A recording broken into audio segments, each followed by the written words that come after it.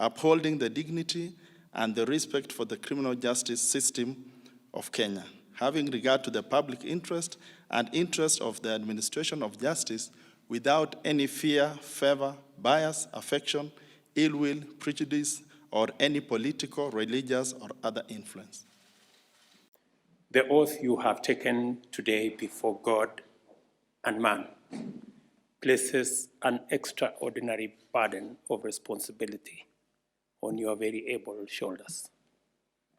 It is a solemn commitment to serve with fidelity, to pursue justice without fear or favor, and to uphold the rule of law in every decision that you will be making. The Director of Public Prosecutions is not just a prosecutor. You are a defender of justice, a protector of the vulnerable, and a voice for those who are too often voiceless. Your position is meant to ensure that prosecutions are initiated and conducted all in a manner consistent with the values and principles the Kenyan people hold very dear.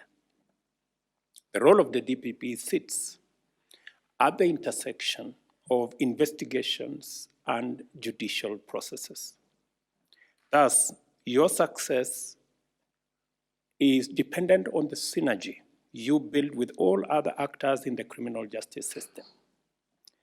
And that is why I am most pleased to note that today we have the entire membership of the National Council of Administration of Justice, members that share in the burden of responsibility, ensuring that justice is truly our shield and defender.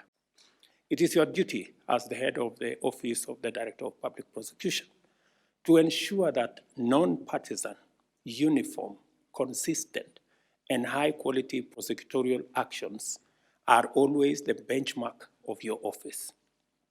Without fear or favor, without different standards for big fish versus small fish, without avoiding actions against the so-called sacred cows, you have been mandated by Kenyans to ensure that justice reigns on all equally. You have the support of the executive, and the presence of all these leaders here is testimony, and of every state organ, of both tiers of government and all three arms of government, and of the millions of Kenyans who are looking up to you and your officers with hope and expectation.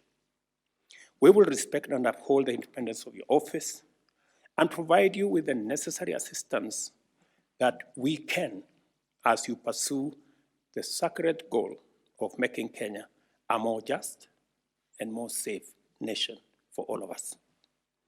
You will face criticism, Mr. Renson Omulele. You will hear calls for greater accountability and transparency in your office's decision-making. This is part and parcel of public service and state office. I trust that you will understand that in our vibrant democracy, Kenyans demand for and deserve to receive a higher standard of service from those they have entrusted with high office, starting with me and including you. I am very confident that the criminal justice system will work with you to make sure that we deliver to the people of Kenya that which they expect.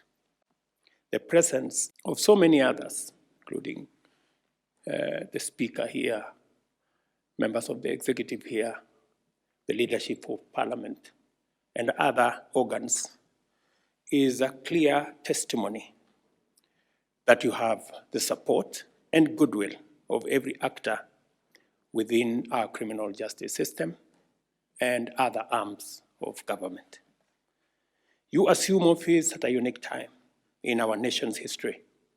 The people of Kenya are resolute in the need to realize accountability for those entrusted with public office at all levels of government and within all our arms of government.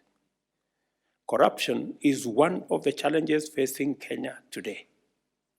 This is because corruption is a significant barrier to the realization of our shared aspirations as a nation, because it breeds iniquity and leads us to lose huge amounts of public property and public resources. As a seasoned prosecutor, you are aware that in the past, some anti-graft actions were concocted to settle scores that had nothing to do with fighting corruption. Kenyans hope, and I hope, that under your tenure, the war on corruption will not be used to settle political scores, to target persons for their beliefs, or to pressure persons to abandon their rights and principles. We expect from the people of Kenya and from myself, and I speak to you candidly, openly, that we expect nothing less. As you begin your tenure, remember that you are not alone. You have a nation standing firmly behind you, supporting your every effort to ensure that the law is justly administered and that the rights of all are respected. May your tenure as the Director of Public Prosecution be marked by triumph of justice, and may you stand as an inspiring example of integrity and dedication to duty. My good brother Omulele, Ingonga, Renson, I want you to know that we stand here today. I know you have members of your family here, because the office you're holding from today is a very high office in the Republic of Kenya. And the expectations are equally high. And I want to encourage you that you will succeed, because you have the support of all these people, and you have the support of the people of Kenya. Kenyans are resolute, and they are determined to make sure that we rout out corruption in our country. As you have heard, I have said, mambo ni matatu. And you know one of them, it is up to you to discharge. So you have a duty to make sure that the property of the people of Kenya, the resources of the people of Kenya are not abused, they are not wasted, they are not stolen, and through corruption, the people of Kenya don't lose. I am very clear in my mind as to where we want to go on this matter, and we will defeat corruption. I am confident that we will defeat corruption, because the people of Kenya have so decided. So you have a huge responsibility, but you will succeed because all Kenyans will support you.